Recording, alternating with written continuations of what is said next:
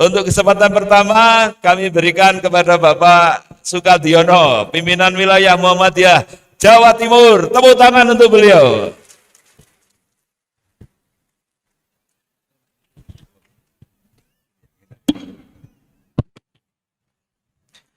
Assalamualaikum warahmatullahi wabarakatuh.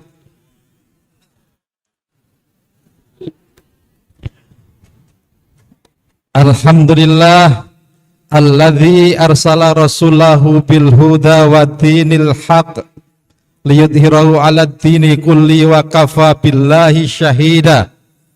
Asyhadu an la ilaha illallah wahdahu la syarikalah wa asyhadu anna Muhammadan abduhu wa rasuluh. Allahumma salli wa sallim wa barik ala Muhammad wa ala alihi wa ashabihi wa man tabi'ahum bi ihsanin ila yaumiddin.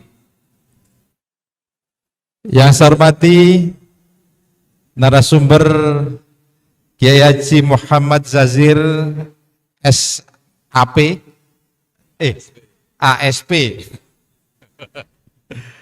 Yang saya hormati Ketua Pimpinan Daerah Muhammadiyah dan Aisyah Kabupaten Malang, mohon maaf juga dari Wakil Ketua Pimpinan Wilayah Aisyah Jawa Timur, Bu Asma, mohon maaf. Dan seluruh keluarga besar Muhammadiyah Aisyah Kabupaten Malang yang saya cintai, saya banggakan. Alhamdulillah, kebahagiaan bagi saya bisa bertemu dengan Bapak Ibu semua dalam acara pengukuhan pimpinan cabang Muhammadiyah dan Aisyah di lingkungan pimpinan daerah Muhammadiyah dan Aisyah Kabupaten Malang. Tentu atas nama pimpinan wilayah Muhammadiyah Jawa Timur, saya ingin mengucapkan selamat atas dikukuhkannya seluruh pimpinan cabang Muhammadiyah dan Aisyah di Kabupaten Malang ini. Mudah-mudahan Bapak Ibu semua bisa menjalankan amanah ini dengan baik, lancar, dan insya Allah sukses di akhir periode. Bapak Ibu, saya bukan kiai ya. Kalau kiai yang cocok memang beliau. Nah, karena potongannya sudah dapat beliau ini kan, kalau saya ini bukan. Saya ini yang dipaksa menjadi kiai oleh Pak Kiai Nurul Humaidi. Gak ono kiai ku jenenge Sukadiono ku gak ono. Meskipun orang Jombang tapi ya tetap saja nama aslinya Sukadiono. Biasa dipanggil Cak Su ya. Nek kiai gak cocok, Siswanto, Sukadiono, Wakidi, ya gak cocok berarti kiai kan itu ya. Karena ini kaitannya dengan kepemimpinan. Karena ini pengukuhan pimpinan cabang Muhammadiyah dan Aisyah, maka saya ingin mengambil topik tentang kepemimpinan profetik.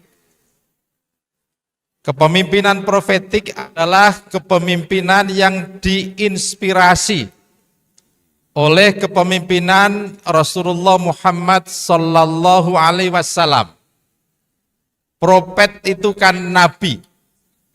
Jadi kalau kepemimpinan profetik adalah kepemimpinan yang diinspirasi oleh perilaku Nabiullah Muhammad Sallallahu Alaihi Wasallam khususnya, dan juga para nabi pada umumnya.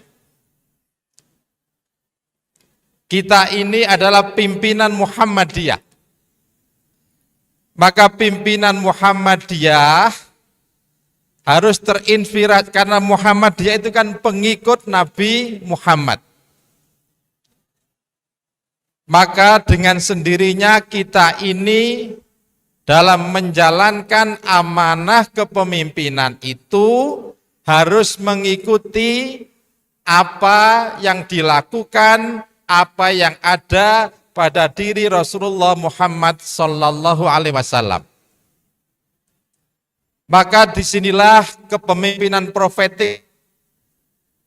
Yang pertama adalah bagaimana kita meneladani 4 sifat wajib yang ada pada diri Rasulullah Muhammad sallallahu alaihi wasallam.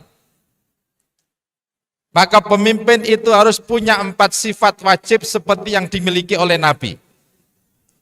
Yang pertama adalah siddiq. Yang kedua adalah amanah. Yang ketiga adalah tabligh. Yang keempat adalah fatonah. Pemimpin itu harus jujur. Maka kalau dalam istilahnya Pak Nur Khalis itu, kalau menjadi pimpinan Muhammadiyah itu harus benar, pinter, kober, dan seger. Jadi tidak boleh pimpinan Muhammadiyah itu tidak jujur. Pimpinan Muhammadiyah itu harus benar. Pimpinan Muhammadiyah itu harus satunya kata dengan perbuatan. Pimpinan Muhammadiyah itu harus integritasnya terjaga. Maka siddiq ini menjadi sifat yang harus dimiliki oleh pimpinan persyarikatan, karena kita meneladani atau terinspirasi dari kepemimpinan Rasulullah Muhammad sallallahu alaihi wasallam. Yang kedua adalah amanah. Amanah itu ada 4 aspek yang harus dilakukan karena kita menjadi PCM, PDM, PWM, PCA, PDA maupun PWA sampai ke PP.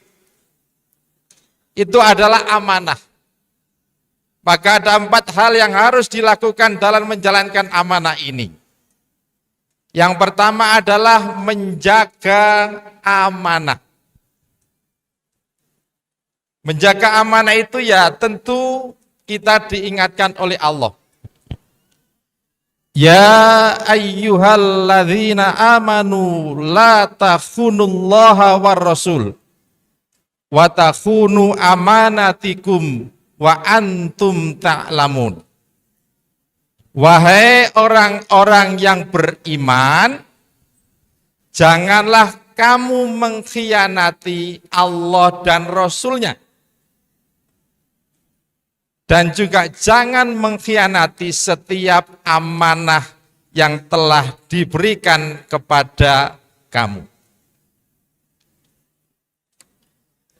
Menjadi pimpinan persyarikatan itu adalah amanah yang tentu harus kita jaga, tentu harus kita tunaikan dengan sebaik-baiknya. Jangan sampai ada ciri kemunafikan di dalam diri kita. Wa idza tu'mina khana, karena kita mengkhianati amanah yang telah diberikan kepada kita. Dan yakinlah Bapak Ibu semua, setiap amanah itu ada rizkinya, dan setiap rizki itu ada amanahnya. Jadi setiap amanah itu ada rizkinya, entah itu berupa kesehatan, itu berupa keharmonisan rumah tangga kita, atau mungkin kesolehan anak-anak kita. Itu adalah rizki yang diberikan oleh Allah kepada kita, karena kita menjalankan amanah dengan sebenar-benarnya.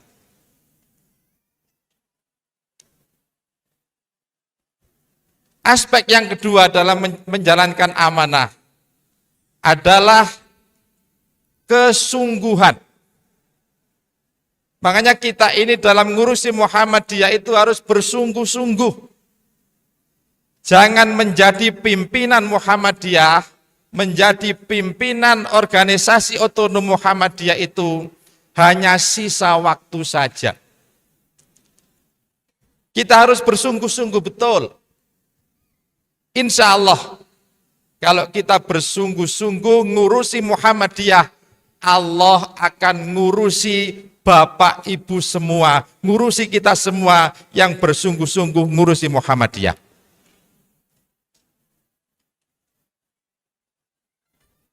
Jadi harus sungguh-sungguh. Yang ketiga, tanggung jawab. Setiap amanah itu mesti ada pertanggungjawaban. Tidak hanya pertanggungjawaban di dunia ini, tetapi nanti juga dimintai pertanggungjawaban di alam akhirat kelak. Bapak Ibu kita yang menjadi suami ini juga punya tanggung jawab. Ibu-ibu yang menjadi istri juga punya tanggung jawab. Kalau Allah mengingatkan kepada suami-suami, ya ayyuhalladzina amanu qu anfusakum wa ahlikum naro. Maka itu adalah amanat terberat bagi seorang suami. Wahai orang-orang yang beriman, jagalah dirimu dan keluargamu dari siksa api neraka. Maka kita yang menjadi pimpinan Muhammadiyah, pimpinan Aisyah juga punya tanggung jawab. Yang nanti tidak hanya dimintai pertanggungjawaban warga Muhammadiyah, tapi nanti kita di akhirat juga akan dimintai pertanggungjawaban. Maka ketika kita sudah menyiapkan, mengisi kesediaan sebagai pimpinan persyarikatan, pimpinan Aisyah, maka ingat kita nanti punya tanggung jawab di hadapan Allah Subhanahu wa ta'ala. Yang keempat adalah transparan. Suaraku kan Pak Edwan. Masih 10 menit. 10 menit. Transparan, ya artinya nanti kalau ada dapat uang dari mana, itu silakan dipertanggungjawabkan. Itu adalah amanah. Ada 4 aspek. Sidik, amanah, kemudian tablik. Tablik itu harus pandai komunikasi. Tidak hanya komunikasi berbicara saja, tetapi juga harus bisa mendengarkan keluhan dari seluruh warga Muhammadiyah dan Aisyah. Tablik adalah membangun jejaring.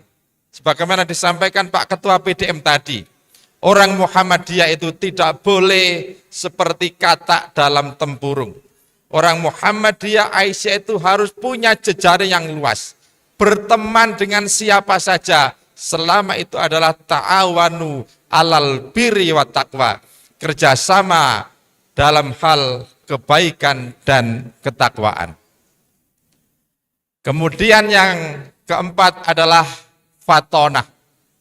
Fatonah itu cerdas. Pimpinan itu harus bisa memberikan solusi terhadap berbagai macam persoalan yang timbul. Karena kita ini pimpinan Muhammadiyah, pimpinan Aisyah, ketika ada permasalahan dari warga Muhammadiyah Aisyah, maka kita harus bisa memberikan solusi. Karena inilah 4 sifat wajib yang dimiliki Nabi dan kita terinspirasi oleh itu. Kemudian yang kedua, meneladani sifat kepemimpinan Nabi. Apa sifat kepemimpinan Nabi itu? Di dalam surat At-Taubah ayat 128, Allah mengatakan, laqad ja'akum rasulun min anfusikum azizun alaihi ma anitum harisun alaikum bil mu'minina raufur rahim. Telah datang kepada kamu seorang rasul dari kaummu sendiri. Ini sifat kepemimpinan Nabi. Yang pertama adalah azizun alaihi ma'anittum. Betapa berat olehnya penderitaan yang dialami oleh kaumnya. Artinya pimpinan itu harus bisa merasakan apa yang menjadi keluhan, apa yang menjadi problem pada orang yang dipimpin. Maka kita sebagai pimpinan persyarikatan tidak boleh kemudian diawang-awang. Kita harus mendengarkan, kita harus mungkin turun ke bawah untuk mendengarkan apa yang menjadi keluhan dari seluruh warga Muhammadiyah. Kemudian sifat yang kedua adalah harisun alaikum. Pimpinan itu harus memikirkan bagaimana supaya orang yang dipimpin itu bisa maju. Yang dipimpin itu bisa sejahtera. Wilayah harus mikirkan daerah, daerah harus mikirkan cabang, cabang harus mikirkan ke ranting-ranting, dan ranting-ranting memikirkan warga Muhammadiyah. Dan inilah yang dilakukan oleh Masjid Jogokarian. Bagaimana harisun alaikum yang kemudian selalu memikirkan bagaimana jamaah ini bisa merasakan kesejahteraan, bagaimana bisa merasakan kebahagiaan ketika dia berada di Masjid Jogokarian. Maka kita juga harus seperti itu. Bagaimana supaya warga Muhammadiyah ini merasa nyaman. Karena pimpinannya selalu memperhatikan. Jadi tidak mungkin kemudian kita ini, ikut duduk tugasku, bukan. Kalau memang bisa diselesaikan di ranting, selesaikan di ranting. Kalau tidak bisa di ranting, maka sampaikan ke cabang, mungkin cabang bisa menyelesaikan. Kalau cabang tidak bisa menyelesaikan, sampaikan ke daerah, sampai mungkin seterusnya ke wilayah, ke pusat. Jadi ini adalah harisun alaikum. Dan kemudian bil mu'minina ra'ufur rahim.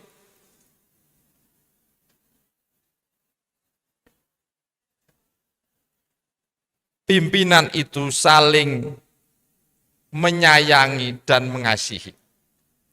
Pimpinan yang baik itu adalah pimpinan yang dicintai oleh orang yang dipimpin dan mencintai orang yang dipimpin.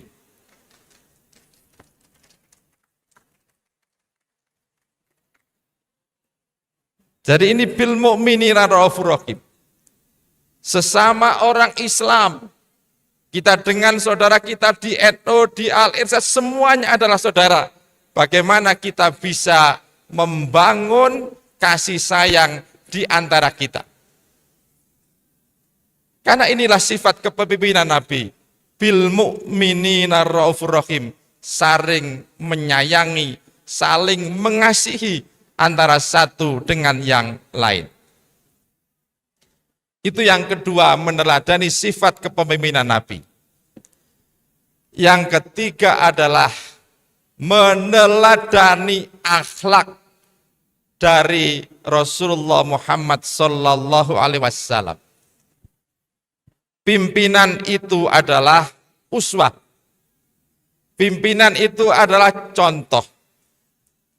Kalau Sandy Linver itu mengatakan a leader as a model. Pemimpin itu harus bisa menjadi contoh. Pemimpin itu harus bisa menjadi uswah. Kenapa? Kalau pimpinannya bisa dijadikan contoh, maka kepercayaan masyarakat, kepercayaan warga Muhammadiyah akan sangat tinggi. Dan inilah yang dilakukan oleh Rasulullah Muhammad sallallahu alaihi wasallam. Sebelum diangkat menjadi nabi, maka Allah mengatakan, wa innaka la'ala khuluqin azim. Wahai Muhammad, aku jadikan engkau adalah manusia yang sebaik-baik budi pekertinya. Manusia dengan akhlak yang paling sempurna. Yang kemudian dilanjutkan di surat Al-Ahzab, laqad kana lakum fi rasulillahi uswatun hasanah. Sungguh pada diri kamu Muhammad Rasulullah terdapat suri toladan yang baik. maka disinilah Nabi bisa menjalankan kepemimpinan dengan baik. The great leader, pemimpin besar. Bahkan menurut Michael Hart, Nabi adalah pemimpin yang bisa mempengaruhi orang lain dengan pengaruh seluruh dunia. Inilah yang dinamakan dengan wama arsalnaka illa rahmatan lil alamin. Wahai, tidak aku utus engkau Muhammad sebagai Rasul illa kecuali sebagai rahmat bagi seluruh alam. Maka kita sebagai pimpinan harus selalu menjaga akhlak kita. Tutur kata kita, sikap kita, perilaku kita, itu akan menjadi panutan orang yang kita pimpin. Maka jangan sampai kita kena ayat kabura maktan indallahi antaqulu ma la taf'alun. Besar kemurkaan di sisi Allah karena kamu mengatakan sesuatu yang tidak kamu kerjakan. Maka mari kita perbaiki akhlak kita. Mari kita sering bangun sholat malam untuk memperbaiki kualitas akhlak kita.